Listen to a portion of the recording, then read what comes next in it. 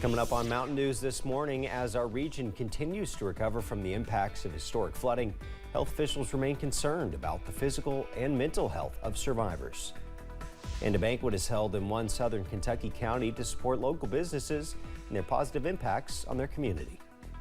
Dedicated to eastern and southern Kentucky, this is WYMT Mountain News this morning.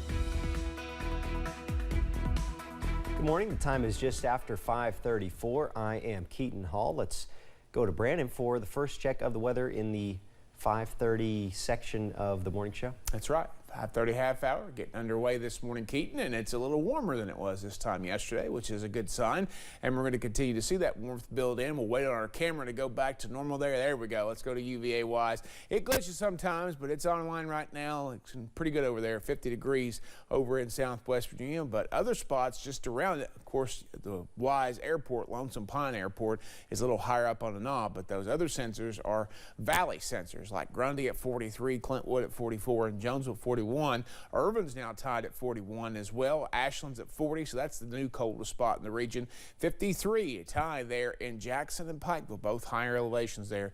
So generally in the 40s this morning. So again, we're going to continue to see just a little bit of difference from this time yesterday. Hazard, Prestonsburg, and Richmond are several degrees colder than they were this time yesterday morning. But look at Moorhead, Somerset, and London, even Jonesville, several degrees warmer this morning. Middlesboro as well, I just noticed in there at the end. Planner for today. Warm temperatures, sunny skies, still mild. 82 this afternoon. Enjoy it. Got one more day of a mix of sun and clouds before we see some rain chances return by Friday night. Keaton. Thanks, Brandon. After deadly flooding washed through eastern Kentucky last summer, much of our region is still looking to rebuild homes and other structures. But some dangers and risks still linger long after the water faded away. Kelsey Soto talked to health officials about some of the physical and emotional concerns connected to the recovery and healing process. I believe that this flood is a defining moment for eastern Kentucky. We've got so many needs and so many challenges. We now have the data, we have the work, the information we need to lay out our course for the future. Once the water receded, public health officials got to work, talking with survivors and victims about the emergency response and what their needs were.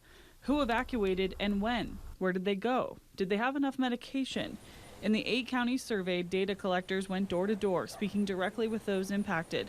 1 in 4 respondents said they had trouble sleeping after the floods. In rural eastern Kentucky especially, we have a real lack of an early warning system.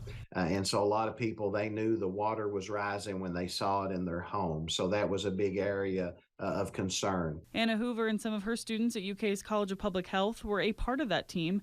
During their research, they learned that 1/4 of the people that survived the floods were seeking their information from social media. A natural disaster like this just increases the opportunities for people to become sicker. People who already have chronic illnesses who can't get their medication could become sicker. People could be exposed to contaminants like mold in homes that are being cleaned out. We want to make sure that people have the tools and the information they need to protect themselves. All of those details help paint a clearer picture of where they've come and where they'd like to go next in their recovery and healing journey. In Lexington, Kelsey Soto, WKYT. In total, more than 100 bridges were damaged or ruined. Almost 600 homes were destroyed and more than 600 people were sent to live in emergency housing. Health officials say a big priority is providing adequate and accessible mental health care to survivors. One Floyd County family is close to returning to their home more than 8 months after the flood. The Cottle home in the Wayland community of Floyd County was severely damaged, taking on around 4 feet of water inside the home. Since then, the family's been rebuilding. Homeowner Pam Cottle says having a place for her children and grandchildren is a blessing, but her family comes first. If somebody asked me what my most prized possession was, it'll never be this house. It's always going to be my family. Houses, things come and go, but my family, they're always going to be here. I'm so proud of my children. I'm so proud of them. Pam Cottle's son, Michael Cottle, has worked to rebuild his mother's home and his own home just across the street. He says the help from local nonprofits has greatly sped along the recovery process. The London Laurel Chamber of Commerce hosted its annual banquet supporting businesses in the county last night. WYMT's RJ Johnson was there as speakers expressed the importance of community. Community members showed up and showed out to recognize local businesses and business partners. It's just a fun night to celebrate the businesses in London and Laurel County and everything that we are doing here and how we are growing and progressing. CEO Deanna Herman says this could not have happened without the members of the community. Tonight would not have been possible without our sponsors, our world-class sponsors, and the sponsors of this banquet. It is so meaningful that they all come together and they all come together to put on something so nice. It's the citizens of London and Laurel County that have all come together to make this possible. She says it is a great way to bring the community together. Now we're bringing businesses together because we're a convener and we like to convene everybody into one big room. We were sold out tonight at 390 guests. Through a shared purpose of bettering the county, she says it was a successful night for the city of London and Laurel County, saying it is a special place. In London, RJ Johnson, WYMT Mountain News. The chamber gave out awards to Small and Large Organization of the Year, Nonprofit Organization of the Year, and Teacher of the Year for elementary, middle, and high school. An Appalachian clothing company is debuting a new line of sustainable jeans.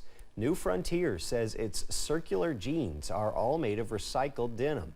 Those with the company says it's an important mission because the fashion industry causes 10% of worldwide carbon dioxide emissions.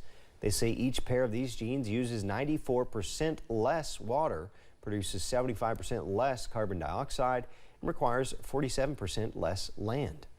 History is being made here in Kentucky by introducing this concept and this product, in particular, the recycled jeans. So what we introduced at New Frontier is circular fashion. You know, this concept is very common in Europe, in places like the Netherlands, where, you know, sustainability and circularity in the fashion industry is a norm. There are two styles of jeans for both men and women, and you can buy them online for $89 per pair. Just ahead this morning, a famous rapper discusses a traumatic moment in her life in a brand new essay. Hey, well, the next couple of days stay dry. Rain chances are on the way for the weekend. I have the latest in about 3 minutes.